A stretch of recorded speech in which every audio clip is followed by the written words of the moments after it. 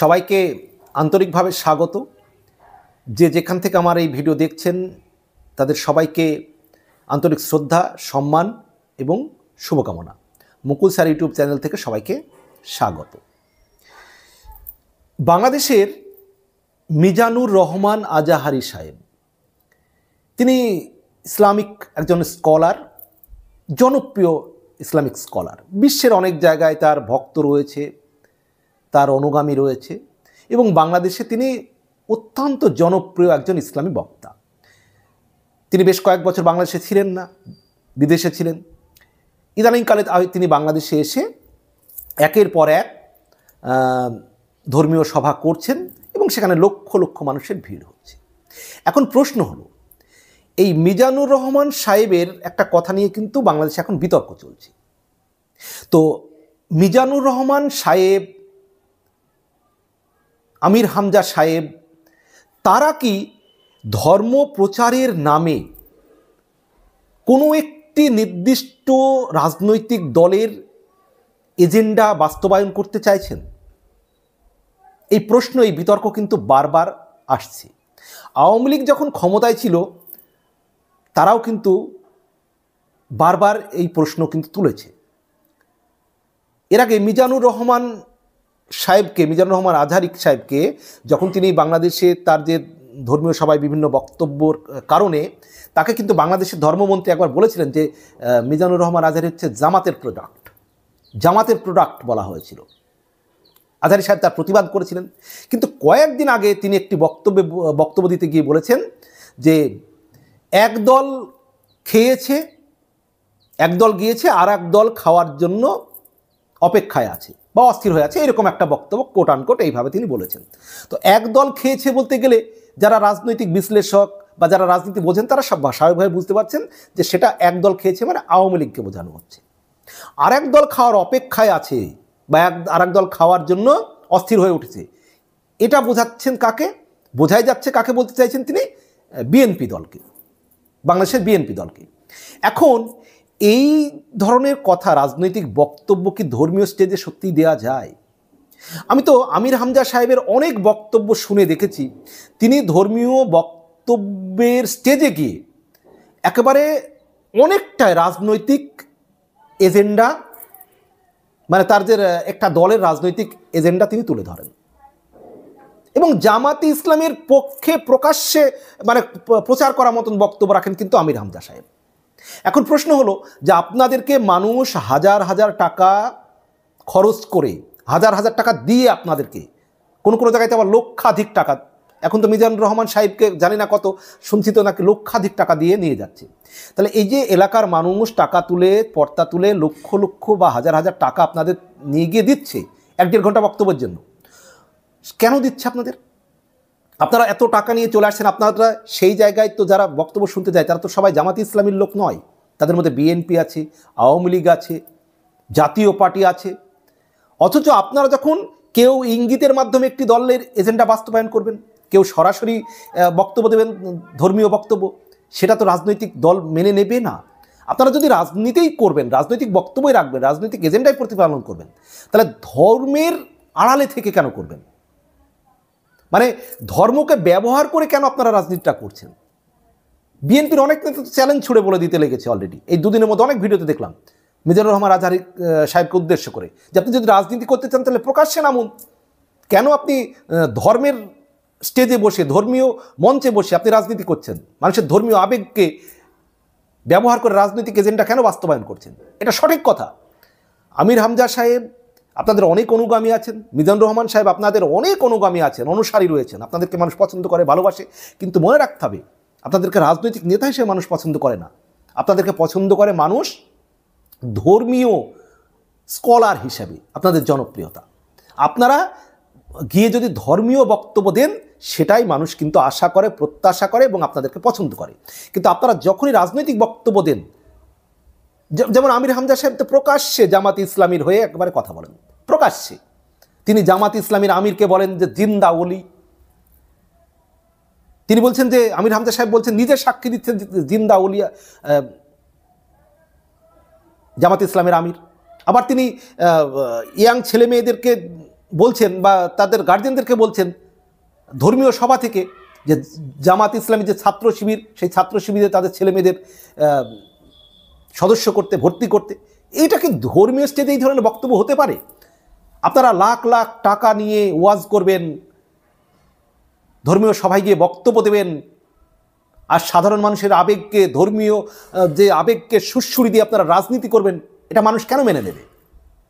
আমির হামজা সাহেব যখন বলছেন একদল খেয়েছে আর একদল খাওয়ার জন্য ছটফট করছে, অস্থির করছে বা অপেক্ষায় আছে, এটা যে আপনি প্রথমত খেয়েছে বলতে আওয়ামী লীগকে বুঝিয়েছেন, আর খাওয়ার জন্য অপেক্ষা করছে বলতে বিএনপিকে বোঝাচ্ছেন।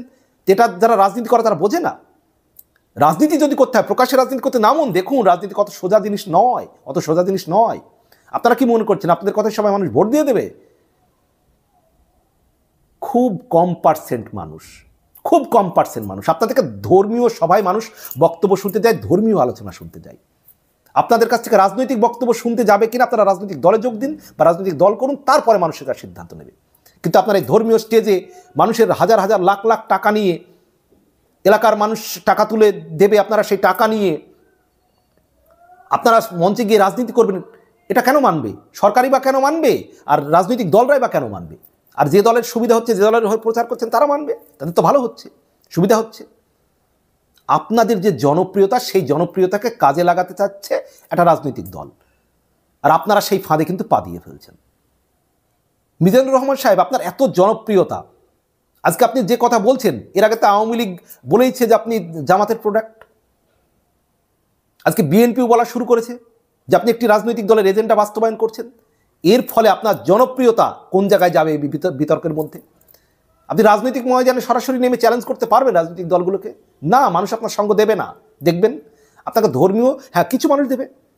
আপনি রাজনৈতিক স্টেজে গিয়ে রাজনীতি করুন, আচ্ছা রাজনীতি আপনি করতেই পারেন, আমির হামজা সাহেব, মিজানুর রহমান সাহেব, আপনাদের মতো মানুষ রাজনীতিতে সরাসরি গিয়ে রাজনীতির পক্ষে ভালো, কিন্তু আপনাকে রাজনৈতিক স্টেজে গিয়ে রাজনৈতিক বক্তব্য দিতে হবে, ধর্মীয় স্টেজে বসে বসে নয়।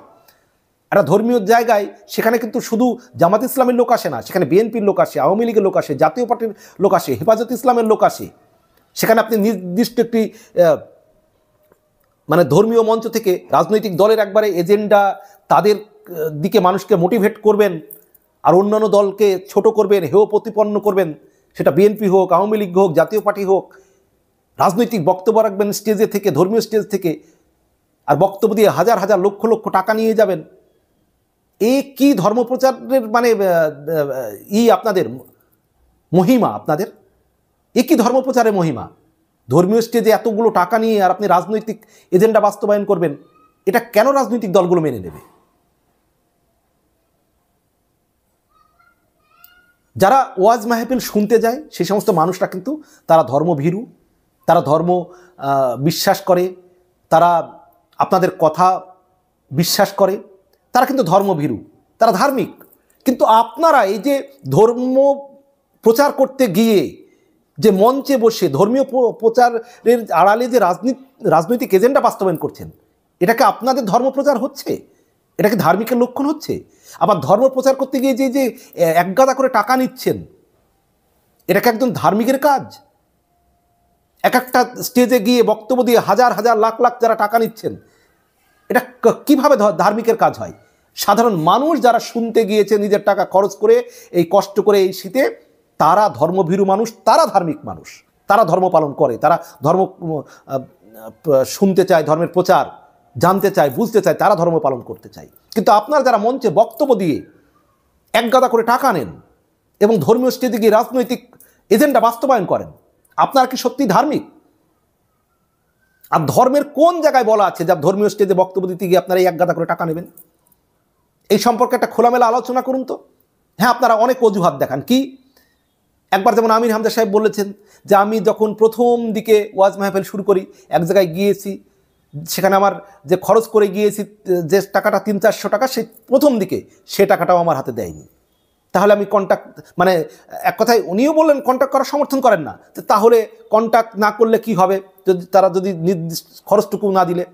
এই দু একটা উদাহরণ ব্যতিক্রমকে আপনি উদাহরণ হিসেবে তুলে ধরতে পারেন না।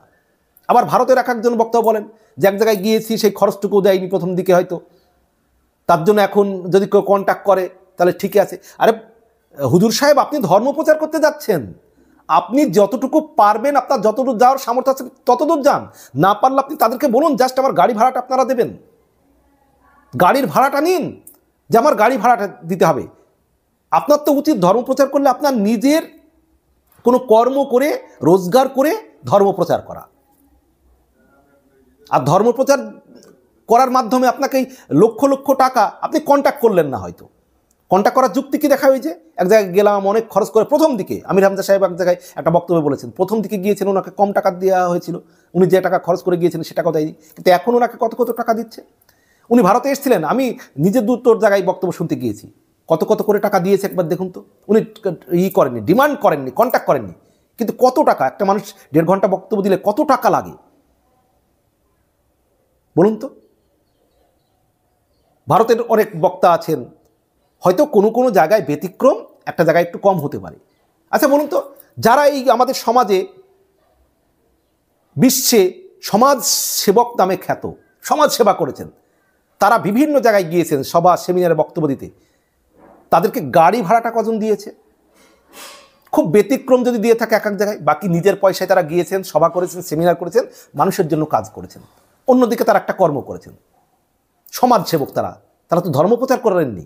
কিন্তু আপনারা ধর্মপ্রচার করছেন অথচ এক গাদা করে টাকা নিয়ে।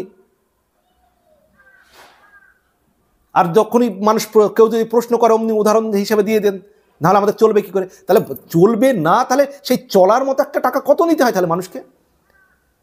একটা রাত্রের 1-1.5 ঘন্টা বক্তব্যে তাহলে আপনার পারিশ্রমিক কত হতে পারে? আপনি যদি একটা জায়গা থেকে গেলেন আর গাড়ি ভাড়া আর একটা রাত্রের পারিশ্রমিক কত হতে পারে? অথচ আপনারা কত করে নিচ্ছেন, মানুষ কত করে দিচ্ছে, অথচ সেই স্টেজে গিয়ে আপনারা আবার ধর্মপ্রচারের নামে রাজনৈতিক বক্তব্য তুলে ধরছেন, কোনো দলীয় এজেন্ডাকে বাস্তবায়ন করছেন। এটা কি রাজনৈতিক দলগুলো মেনে নেবে?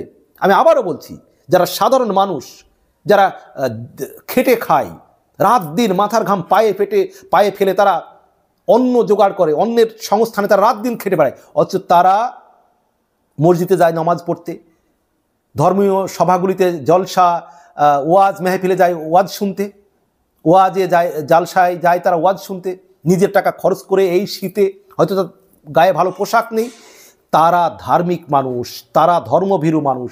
এই যে যারা যায় শুনতে, তারা ধর্মকে ভালোবাসে। কিন্তু আপনারা মঞ্চে যাবেন দামি দামি পোশাক পরে, ব্র্যান্ডেড পোশাক পরে,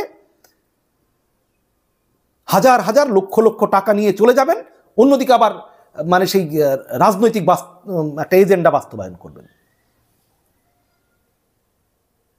আর রাজনৈতিক দলগুলো চুপ করে মেনে নেবে এই সবগুলো? এগুলো কি ধার্মিকের লক্ষণ? বলুন তো, ধর্মের কোথায় বলা আছে যে আপনি এত এত টাকা নেবেন কোনো জায়গায় ধর্মীয় সভাতে বক্তব্য দিতে গিয়ে? কোনো জায়গায় বলা আছে ধর্মের যে এত এত টাকা নেওয়া যায়?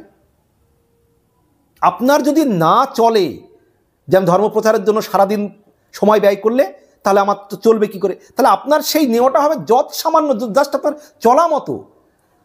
এত হবে কেন আপনার সেই টাকা পরিমাণটা? লাখের কাছাকাছি, 50,000, 60,000, 1 লাখ, 2 লাখ, 3 লাখ, এই পরিমাণ কেন হবে? এর কোনো ব্যাখ্যা আছে, সঠিক ব্যাখ্যা? আপনারা কে কি মনে করেন বন্ধুরা এ বিষয়ে? যেটা মিজানুর রহমান সাহেব করছেন, উনি কি বিতর্কের দিকে যাচ্ছে না? আর এই যে ধর্মীয় মঞ্চে এত এত টাকা নিয়ে তাদের ধর্মপ্রচার, এটা কি সত্যি ধর্মপ্রচার? আমি তো মনে করি সাধারণ মানুষ ধর্মভীরু, তারা নিজের টাকা খরচ করে